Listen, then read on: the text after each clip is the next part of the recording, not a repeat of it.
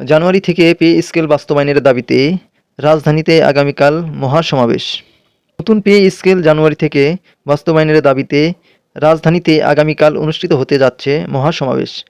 বেতন কাঠামো পুনর্বিন্যাস এবং মূল্যস্ফীতির সঙ্গে সামঞ্জস্যপূর্ণ পে স্কেল চালুর দাবিতে বিভিন্ন সরকারি, বেসরকারি, পেশাজীবী সংগঠনের যৌথ উদ্যোগে এ মহাসমাবেশের আয়োজন করা হয়েছে। আয়োজকরা জানান, পে কমিশন গঠন করা হলেও দ্রুত রিপোর্ট দাখিল না করায় সরকারি কর্মচারীদের মাঝে অসন্তোষ দেখা দিয়েছে।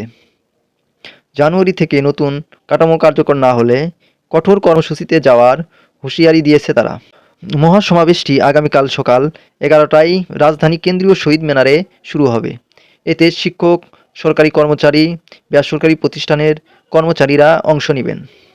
বক্তারা সরকারের কাছে দ্রুত সিদ্ধান্ত নেওয়ার আহ্বান জানানোর পাশাপাশি তাদের দাবি দাওয়া তুলে ধরবেন।